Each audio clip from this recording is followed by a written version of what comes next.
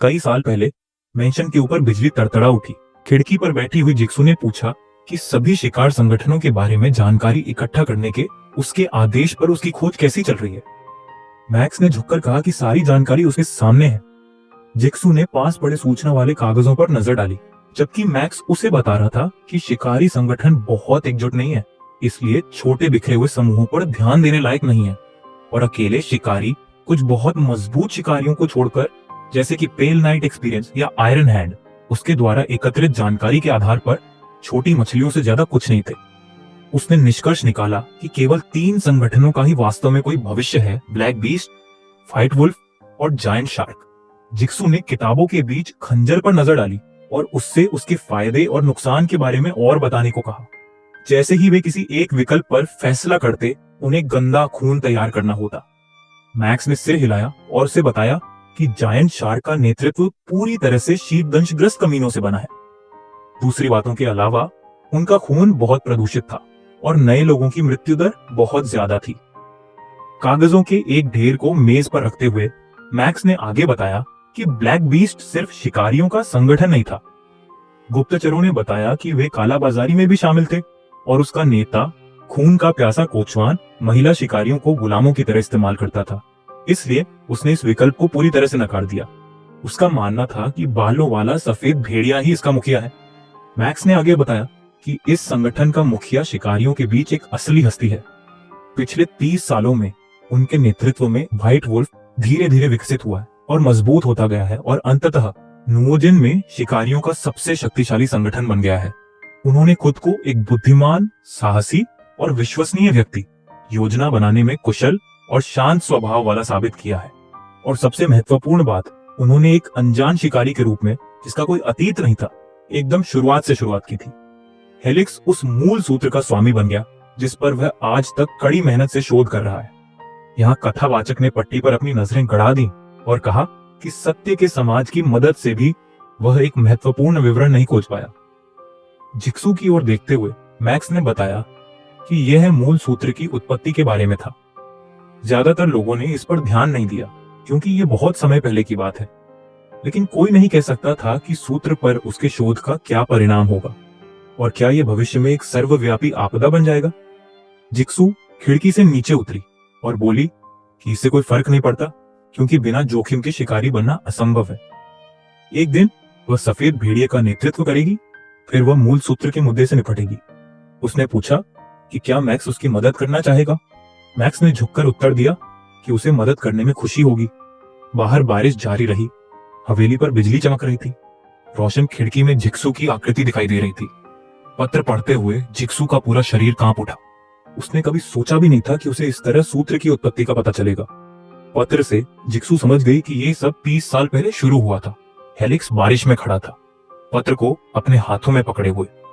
उसकी आंखों में एक दर्दनाक खुशी जम गई। उसके पीछे की परछाई ने फुसफुसाते हुए कहा कि अब वे एक हो गए हैं। हेलिक्स को कंधों से पकड़े हुए परछाई ने वादा किया कि अब से शिकार संगठन अपनी शक्ति प्राप्त करेगा। वह अब कोने में छिपने वाला नहीं, बल्कि दूसरों से ऊपर खड़ा रहने वाला होगा। उसने अपने पैरों के पास रखे डिब्बे की ओर देखा और परछाई ने आगे कहा कि वे उन्हें साबित कर देंगे कि सूत्र के साथ सब कुछ ठीक है। उसे बस इतना करना था कि खुद को गंदे खून का इंजेक्शन लगा ले। उस जीव ने हेलिक्स की आकृति को ढंक लिया और उसे विश्वास दिलाया कि उसे इतिहास में अपना नाम दर्ज कराना है, दूसरों से अलग दिखना है, दूसरों के लिए एक मार्गदर्शक सितारा, एक नायक बनना है। वह अकेला ऐसा व्यक्ति था जो ऐसा कर सकता था। हेलिक्स के हाथ कांप रहे थे। जिक्सू ने पत्रों को फिर से पढ़ा, यह सोचकर कि जैसा इतिहास गवाह है, हेलिक्स इस सौदे के लिए राजी हो गया और संगठन का नेता बन गया। लेकिन इस दुनिया में हर चीज की एक कीमत होती है, इसलिए उसे अपना फॉर्मूला मिल गया। लेकिन इसकी कीमत बिल्कुल भी कम नहीं थी। इसके अलावा जो संगठन इतने छोटे शिकारी को कुछ मूल्यवान दे सकता है, उसके पास जरूर अविश्वसनीय शक्ति होगी। लेकिन जिक्सू ने यह प्रतीक चिन्ह पहले कभी नहीं देखा था। उसने फिर से कागजों को छाटा। दर्पण के अंडे के बारे में पढ़कर उसकी आंखें डर से चौड़ी हो गईं। हेलिक्स शुरू से ही इसके रहस्यों को जानने का इरादा नहीं रखता था। उसे बस अपनी ताकत बढ़ाने के लिए इसकी जरूरत थी।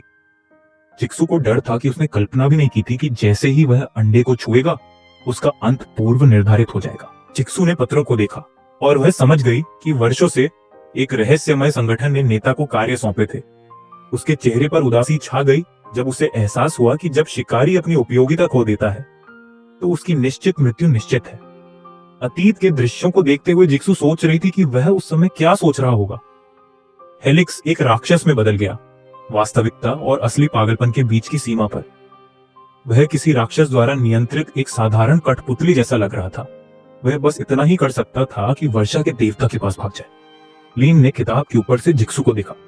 उसने आंखें सिकोड़ी और सोचा कि उसने सम्मान के कारण अंदर नहीं देखा, लेकिन इस उसके चेहरे पर सचमुच सब कुछ लिखा हुआ था। पहले तो उसे झटका लगा, फिर अचानक एक अंतर्दृष्टि, फिर उसके चेहरे पर असली भय झलक उठा और अब उसकी निगाहें गहरी उदासी से जम गईं और लीन ने सोचा कि उसकी प्रतिक्रिया इतनी मनोरम थी कि सिद्धांतों और अनुमानों का विरोध करना असंभव था। लीन ने अपनी उंगलियां आपस में मिला ली और सोचा कि जिक्सु के चेहरे के भाव ही मोटे तौर पर बता सकते हैं कि क्या हुआ था, खासकर जब से उसने अपने जीवन में कई जासूसी कहानियां पढ़ी थीं। इसीलिए उसका अनुमान एक अच्छे स्तर पर था। उसने बुनियादी तर्क से शुरुआत करने का फैसला किया। शुरुआत में उस स्तब्ध चेहरे को याद करते हुए लीन ने मान लिया कि सामग्री उसकी उम्मीदों से कहीं ज्यादा थी, जिससे यह सवाल उठता है कि जिस बेवकूफ को उसने कंक्रीट में लुढ़का दिया था उससे वह क्या उम्मीद कर सकती है। उसके दिमाग में दो ही विकल्प थे, या तो अपराधी ने उसे ढेर सारी गंदी बातें लिखी थी, या उसने अपने प्यार का इजहार कर दिया था। और अगर वह गलत था और ये धारणाएं गलत थीं, तो स्थिति उसकी सोच से कहीं ज्यादा खराब हो सकती थी। सोचते हुए लिन को याद आया कि जिक्सु को अचानक कोई एहसास हुआ था और उनके दिल के सारे संदेह अचानक गायब हो गए थे, लेकिन साथ ही खौफ भी आ गया था। जिक्सु के चेहरे को देखकर लगा कि यह खौफ उसके अतीत से जुड़ा है। वह इस खत से डरी हुई लग रही थी। ऐसा लग रहा था कि सब कुछ इतना बुरा था कि अगर उसने समय रहते बदला नहीं लिया तो नतीजे वाकई भयानक होंगे। लिन ने फैसला किया कि वह सब कुछ समझ गया है। कोई साधारण विश्वासघात नहीं, बल्कि एक जानबूझकर किया गया धोखा या फिर हत्या थी। इस बेवकूफ के पीछे शायद मुनाफा कमाने की फिराक में बदमाशों का एक पूरा गिरोह था और उसे नहीं लगता था कि उनके पास काफी पैसा होगा, बस पैसा ही पैसा होगा। लिन ने किताब पटक दी और सोचा कि उसे जिक्सु पर तरस आ रहा है। उसे शायद अभी तक इस बात का एहसास नहीं था कि अगर उसने समय रहते साजिश का खुलासा नहीं किया होता तो उसे कब का सीमेंट में मिला दिया गया होता। हाँ, सब कुछ बिल्कुल वैसा ही था। उसकी भावनाओं का सिलसिला उसके अंदाजे से मेल खाता था। लिन को याद आया कि जब उसने पहली बार दुकान के सामने जिक्सु को बारिश में भीगते और निराशा से भरे चेहरे के साथ देखा था तो वह हैरान रह गया था। शायद हमारे एकाधिकारियों के शहर में उसकी मदद से वह कोई सफलता हासिल कर सके। पहेली के सारे टुकड़े जमा हो गए थे। संतुष्ट मुस्कान के साथ लिन ने पूछा कि क्या यह वाकई कोई आपराधिक गिरोह है। जिक्सु ने हैरानी से बातचीत करने वाले को देखा। पैर पर पैर रखकर लिन ने मान लिया कि कोई समय अपराधी को नियंत्रित कर रहा था, कोई बहुत शक्तिशाली व्यक्ति, और ऐसा लग रहा था कि उसका बदला अभी खत्म नहीं हुआ है। लिन की बातें सुनकर जिक्सु ने आश्चर्य से उसकी ओर देखा। पत्र को अपने हाथों में थामे उसने वार्ताकार के अनुमान की पुष्टि की, यह समझाते हुए कि हेलिक्स तो बस एक मोहरा था, और यह आशंका व्यक्त की कि समूह की ताकत उसकी कल्पना से कहीं परे है और वे बहुत अच्छी तरह छिप गए। अपराधी इतनी आसानी से लोगों के जीवन को नियंत्रित कर सकते हैं और किसी का ध्यान नहीं जा सकता। और कहा, सब कुछ उसके अनुमान से कहीं ज्यादा बुरा निकला। लिन की ओर सीधे देखते हुए उसने स्वीकार किया कि बदला अभी खत्म नहीं हुआ है, लेकिन अब ये सिर्फ उसका काम नहीं था। अब, जैसा कि उसने कहा था, उसे भरोसेमंद लोग ढूंढने और अपनी स्थिति मजबूत करने की जरूरत थी।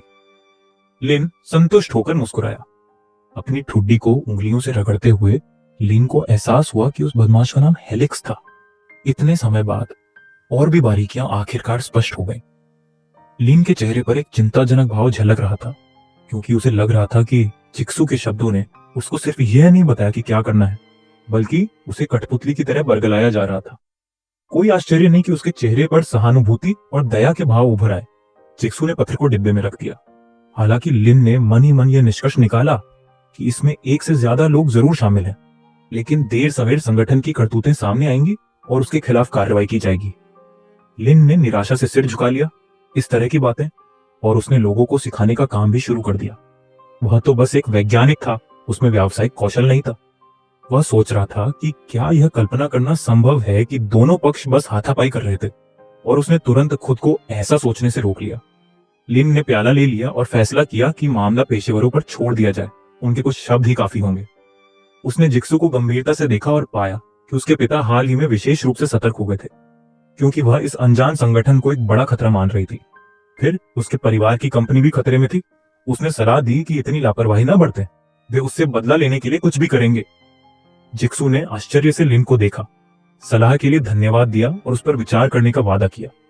अपनी मुट्ठी सीने से लगाते हुए जिक्सू ने सोचा कि श्री लिन सही कह रहे थे, अपने पिता को बताना जरूरी था। ऐसी स्थिति में जब वे साफ नजर आ रहे थे और दुश्मन छाया में छिपा था, एक भी लापरवाही का कदम विनाशकारी परिणाम दे सकता था। कौन जाने हेलिक्स जैसे कितने लोगों को उन्होंने भर्ती किया होगा। अगर लड़ाई हुई तो वह कोई छोटी लड़ाई नहीं, बल्कि एक असली नरसंहार होगा। कदम दर कदम उसने पर्याप्त ताकत हासिल की और एक उच्च पद हासिल किया, लेकिन अनुभव अभी भी कम था। लेकिन सौभाग्य से मिस्टर लिन उसकी पैनी निगाहों में थे। ये सब तो बस एक छोटी सी बात है। इस समय लिन इस नतीजे पर पहुंचा कि अमीरों के झगड़ों से बहुत कुछ सीखा जा सकता है। उसने चाय की चुस्की ली और मन ही मन यह भी कहा कि साधारण झगड़ों से लेकर व्यावसायिक ड्रामे तक सब कुछ कितना दिलचस्प है। और फिर अचानक प्याला मेज पर रख दिया। चाय ठंडी हो चुकी थी। जिक्सू ने तुरंत डर के मारे मग की तरफ देखा। उसको देखकर उसे लगा कि मिस्टर लिन निराश लग रहे हैं, मानो वह जो चाहते थे वह हासिल नहीं कर पा रहे हैं। जहां लिन आइस टी को लेकर चिंतित था, वहीं जिक्सू यह निष्कर्ष निकालने में कामयाब रही कि उसने उसे पर्याप्त विचारशील न होने और उसकी उम्मीदों पर खरा न उतरने के लिए दोषी ठहराया था।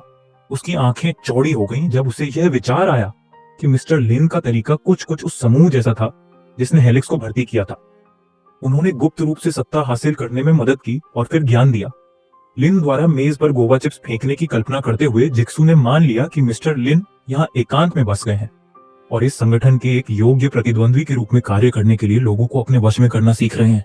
जिक्सू ने भौहें चढ़ाई और सोचते रहे कि वे पहले भी अपना संघर्ष कर चुके हैं और प्रत्येक लड़ाई का परिणाम अनिवार्य रूप से शहर के भाग्य को प्रभावित करता है। दर्पण अंडे वाली कहानी के अंत में लिन की जीत हुई। खेल में उसका प्रवेश उसकी स्वीकृति से होना चाहिए और सूत्र उसके लिए एक इनाम है जिसे मिस्टर लिन ने तैयार किया है। उसने थोड़ी निराशा से डिब्बे को देखा और इस निष्कर्ष पर पहुंची कि चूंकि वह डिब्बा नहीं खोल पाई थी और मदद के लिए उसके पास आई थी, इसलिए उसने उसे बहुत कमजोर समझा होगा और निराश हो गया होगा और आगे कोई प्रगति ना होने से और भी निराशा हो सकती है। उसी क्षण लिन ने उसकी ओर देखा और धीरे से कहा कि चूंकि वह यहाँ है इसीलिए उसे कुछ काम है। उसकी बात पूरी होने से पहले ही जिक्सू ने चिल्लाकर कहा कि वह जो भी कहेगा वह करेगी और उसके लिए काम करना सम्मान की बात है। उसने उसे उलझन भरी नजरों से देखा। इस तरह की सहमति से असहज महसूस कर रहा था। अपना हाथ बढ़ाते हुए लिन ने बताया कि उसका एक ग्राहक है, एकरमैन, जिसने हाल ही में अपनी नौकरी खो दी थी और इस वजह से बहुत उदास था और वह एक बहुत ही काबिल लड़का है। उस आदमी के लिए एक उपयुक्त नौकरी ढूंढने का अनुरोध सुनकर जिक्सू का मुंह खुला का खुला रह गया। उसकी आंखों की पुतलियां सिकुड़ गईं। मिस्टर लिन चाहते थे कि नाइट वॉचमैन उनके संगठन में शामिल हो। उन्हें पहले ही बता दिया गया था कि वह किताबों की दुकान का ग्राहक है। हाल ही में ट्रूथ सोसाइटी ने खबर दी थी कि एकरमैन ने वाइल्ड को मारने के मिशन को ठुकरा दिया है, जिससे वह कई अफवाहों का मुख्य पात्र बन गया और उनमें से ज्यादातर अफवाहें बेबुनियाद थीं। उसने डिब्बे को अपने सीने से लगा लिया और मन ही मन यह भी कहा कि ज्यादातर शिकारी एकरमैन को कायर समझते हैं, लेकिन कुछ लोग यह जानकर कि वाइल्ड ने अपनी पुरानी ताकत नहीं खोई है, उसका फैसला बिल्कुल सही लगा। आखिरकार शिकारियों के समूह में यह नाम हमेशा सबकी जबान पर रहता था। जिक्सू ने अपने होंठ भींच लिए, यह सोचकर कि चूंकि वह उससे व्यक्तिगत रूप से मिल चुकी है, वह जानती है कि वह कितना ताकतवर है। हर सेना उसका मुकाबला नहीं कर सकती। एकरमैन की बदौलत उसके संगठन को कोई बड़ा नुकसान नहीं हुआ। उसने मदद का हाथ शायद इसलिए बढ़ाया क्योंकि वह भी किताबों की दुकान का ग्राहक था। अब जब उसने इस बारे में सोचा तो उसे साफ लगा कि उनकी मुलाकात मिस्टर लिन ने ही तय की थी। इसी सोच को आगे बढ़ाते हुए उसने तय किया कि जिस बेरोजगारी का जिक्र किया गया है वह शिकारी का मिशन छोड़ना था। यह सच था कि उसकी प्रतिष्ठा को ठेस पहुंची थी, लेकिन एक शिकारी के लिए बदनामी कुछ न होने से बेहतर है। इसीलिए मुझे उस व्यक्ति के साथ फिर से सहयोग करने में कोई आपत्ति नहीं होगी जिसने कभी उसकी मदद की थी और उस पर अच्छा प्रभाव छोड़ा था। हालांकि वाइल्ड भी किताबों की दुकान का ग्राहक था। दूसरे शब्दों में यह सब मिस्टर लिन की चालाकी का नतीजा था। लिन की उलझन भरी निगाहों के नीचे जिक्सू खिलखिला उठी। उसे बेरोजगारी वाला उसका मजाक बहुत मजेदार लगा। उसने मुस्कुराते हुए कहा कि उसे प्रस्तावित उम्मीदवार को नौकरी देने में खुशी होगी, और उसने मन ही मन सोचा कि अब उसके पास मूल सूत्र और वह व्यक्ति दोनों हैं जो उसके संगठन को मजबूत कर सकता है। मिस्टर लिन से जैसी उम्मीद थी, उन्होंने हर बात का ध्यान रखा। राहत भरी मुस्कान के साथ लिन ने पता बताने को कहा और वह एकरमैन को दे देगा, और मन ही मन यह निष्कर्ष निकाला कि जैसी की उम्मीद थी, अमीर लोग हमेशा अच्छी तस्वीरें लेने में खुश होते हैं। मुझे लगता है ग्राहक उसकी सराहना करेंगे। इसके बाद लिन ने जिक्सू को फिर से गंभीरता से देखा और कहा कि देर हो चुकी है, और अगर उसके पास और कोई सवाल नहीं है तो उसके वापस जाने का समय हो गया है। रात में किसी महिला का अकेले घूमना सुरक्षित नहीं था। इसके अलावा इस इलाके में व्यवस्था की हमेशा समस्या रहती थी। लिन ने थके हुए मन से आह भरी। उसे जिक्सू के साथ और बातें करने में खुशी होगी, खासकर क्योंकि वह उसकी बड़ी ग्राहक थी। भले ही वह कुछ न खरीदे, वह किसी जानने वाले को उसकी सिफारिश कर सकती थी। जिक्सू सीधी हुई और लिन की बात से सहमत हुआ। बहुत देर हो चुकी थी, इसलिए उसे एकरमैन का इंतजार करना चाहिए। अपना लबादा वापस पहनते हुए उसने सोचा कि लिन, हालांकि वह एक शिकारी थी और उन्हें मजबूत खिलाने का अधिकार था, लेकिन इस दुकान के ग्राहक बिल्कुल अलग स्तर के थे। इस समय यहां रहना वाकई असुरक्षित था। होंठ भींचते हुए जिक्सू को याद आया कि मूल फॉर्मूला अब उतना महत्वपूर्ण नहीं रहा जितना कि उसके पीछे की कहानी। शायद उसे उस नई लड़की को अपने साथ ले जाना चाहिए था जिसे हाल ही में बचाया गया था। जैसा कि मिस्टर लिन ने कहा था, उसे मजबूत और भरोसेमंद साथी चाहिए थे। वह सिर्फ कए और मैक्स पर निर्भर नहीं रह सकती थी। वे पहले से ही बहुत व्यस्त थे। मून ने बॉस की आस्तीन ढीली कर दी, जबकि जिक्सू ने नए कर्मचारी के आने से पहले स्थिति को सुलझाने के लिए अपनी पूरी कोशिश करने का फैसला किया। उसने विनती भरी नजरों से लिन को देखा। लिन ने उसकी निगाहों का पीछा किया और देखा कि वह डिब्बे को देख रही थी। उन दोनों ने मून को हैरानी भरी नजरों से देखा और लिन को एहसास हुआ कि उसे इस डिब्बे में दिलचस्पी थी। यह सच था कि यह चमकदार और सुंदर था। ये स्वाभाविक ही था कि जिज्ञासु बच्चे का ध्यान सचमुच उस पर गया। जिक्सू ने डिब्बे से एक पत्र और एक कुप्पी निकाली, जबकि लिन सोच रहा था कि यह चीज साफ तौर पर सस्ती नहीं है और ये एक समस्या बन सकती है। आप बच्चों को बहुत ज्यादा लाड प्यार नहीं कर सकते और उन्हें वह सब कुछ नहीं दे सकते जो उन्हें पसंद है। वह असमंजस में छत की ओर देखने लगा और मन ही मन सोचने लगा कि चूंकि यह डिब्बा उस सनकी का है, तो शायद जिक्सू इसे लेना ही ना चाहे, बल्कि इसे फाड़ कर फेंक दें या सीमेंट में लपेट दें, और यह बहुत दुखद होगा। लेकिन मून की विनती भरी आंखों को देखकर लिन को याद आया कि जब से वह यहाँ आई है, उसने मुफ्त में मेहनत की है और उसे कभी कुछ नहीं मांगा। उसे ऐसी सहायक और कहाँ मिलेगी? इसलिए उसने सोचा कि अगर वह उसे एक बार बिगाड़ दे तो कुछ बुरा नहीं होगा। वह खांसते हुए खुद सवाल पूछने ही वाला था कि अचानक जिक्सू ने खुद ही डिब्बा उसकी ओर बढ़ा दिया। वांछित वस्तु को आगे बढ़ाते हुए जिक्सू ने देखा कि ऐसा लग रहा था कि मिस्टर लिन के सहायक को यह डिब्बा सचमुच पसंद आया। उसने पूछा कि क्या उसे कोई उपहार देने में कोई आपत्ति होगी। लिन का मुंह खुला का खुला रह गया। उसे विश्वास नहीं हो रहा था कि जिक्सू गंभीरता से बोल रही है। ये चीज शायद बहुत कीमती थी। चमकती आंखों से उसने लिन को आश्वस्त किया कि उसके लिए ये बस एक डिब्बा है और अगर उन्हें इसकी जरूरत पड़ी तो वह खुशी खुशी उसे दे देगी। जिक्सू के हाथों से डिब्बा लेते हुए लिन ने उसे धन्यवाद दिया और मन ही मन सोचा कि उसके पास उपहार स्वीकार करने के अलावा कोई चारा नहीं था। वह उसे धोखा देने की कोशिश कर सकता था। शुक्र है उसने ऐसे बेईमान तरीके नहीं अपनाए। लिन खांसते हुए बोला कि चूंकि मामला ऐसा ही निकला और उसके पास इतनी कीमती कोई चीज नहीं थी, इसलिए उसने जिक्सू को अपनी दुकान से कुछ भी चुनने का प्रस्ताव दिया। एक हल्की मुस्कान के साथ उसने गार्गोयल की ओर इशारा किया और चेतावनी दी कि यह चीज एक अपवाद है, क्योंकि ये किसी ग्राहक की बनाई हुई है और लीन के लिए महत्वपूर्ण है, वरना वह कुछ भी चुन सकती है। जिक्सू खुशी से मुस्कुराई, यह सोचकर कि वह सही थी। अपनी स्कर्ट के किनारों को उंगलियों से दबाते हुए उसे याद आया कि इस डिब्बे की सील के बिना फॉर्मूला की गंध बाहर निकल सकती है। डिसीज्ड वुल्फ विनाशकारी स्तर का जानवर था। इसके खून की खुशबू निश्चित रूप से इसे पाने के इच्छुक कई लोगों को आकर्षित करेगी। इस दुनिया के शक्तिशाली लोग भी इसके मोह में पड़ सकते हैं। इसकी तलाश में भारी विनाश हो सकता है। जिक्सू ने तनावग्रस्त लिन को देखा और सोचा कि कोई उससे चूक गया है। लिन ने उसे यह डिब्बा देने के लिए कहा। उसने इसे अपनी परीक्षा का दूसरा चरण माना। जब जिक्सू ने डिब्बा में इस पर रखा तो उसने सोचा कि उसने उसके दृढ़ संकल्प का सकारात्मक मूल्यांकन किया है और एक रियायत दी है। उसे इस अवसर का लाभ उठाना चाहिए। जिक्सू ने झिझकते हुए दुकान में इधर उधर देखा, ये सोचकर कि लिन ने पूरी किताबों की दुकान की वस्तुओं के बारे में बात की थी और कोई कारण था कि उसने यह स्पष्ट नहीं किया कि वे किताबें हैं। उसकी निगाह किताबों की अलमारियों पर पड़ी। उसने मान लिया कि उनमें वाकई बहुत शक्ति है, लेकिन यह कहना मुश्किल था कि उनमें से कौन इस स्थिति में मदद कर सकता है, और उन्हें अध्ययन के लिए समय चाहिए जिसकी उसके पास फिलहाल कमी थी। जिक्सू ने उस गैगोइल को देखा जिसे लिन ने संभावित विकल्प के रूप में खारिज कर दिया था, शायद इसलिए कि वह ज्यादा मददगार नहीं होगा। आखिरकार उसमें ज्यादा शक्ति नहीं थी और एक मजबूत प्रतिद्वंद्वी का सामना करते समय वह मेरी मदद नहीं कर पाएगा। जिक्सू ने मुरझाए हुए फूल की ओर देखा, यह सोचकर कि उसे कुछ ऐसा चाहिए जो उसकी युद्ध शक्ति को कुछ ही समय में बढ़ा दे। उसको एहसास हुआ कि यह मुरझाया हुआ फूल पिछली बार यहां नहीं था, यह उसकी अनुपस्थिति में ही प्रकट हुआ होगा। इससे एक अजीब सी अनुभूति हुई जो उसे उसकी ओर देखने से रोक रही थी। सूखी पंखुड़ियों के नीचे से एक थकी हुई आंख प्रकट हुई। अगले ही पल वह उसकी चेतना में छा गई, मानो उसे तुरंत ले लेने की मांग कर रही हो। उसे लगा कि फूल तुरंत ही राक्षसी आकार में बढ़ गया और जिक्सू के ऊपर लटक गया, उसे लेने की मांग कर रहा था। उसकी नाक पर एक गीला तंतु फेरते हुए उसने यह भी कहा कि उसे तृप्ति मिल सकती है।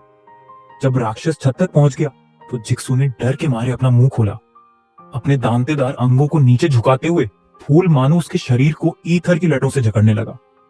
जिक्सू ने अनायास ही एक कदम पीछे हट लिया जब उसे एहसास हुआ कि यह जीव आत्माओं को निगल रहा है। दबाव की भावना ने बेचारी को यह निश्चय करने पर मजबूर कर दिया कि अपनी ताकत से वह इस भयानक फूल का विरोध नहीं कर सकती।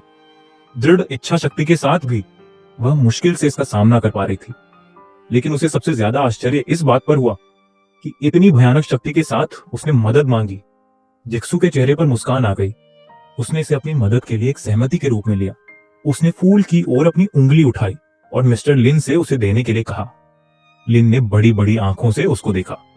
वह मुरझाए हुए फूल को असमंजस में देख रहा था, यह समझने की कोशिश कर रहा था कि वह कितनी गंभीर है, क्योंकि यह कमरा तरह तरह की किताबों से भरा था और उसे एक ऐसे फूल की जरूरत थी जिसका एक पैर पहले ही कब्र में धंस चुका हो।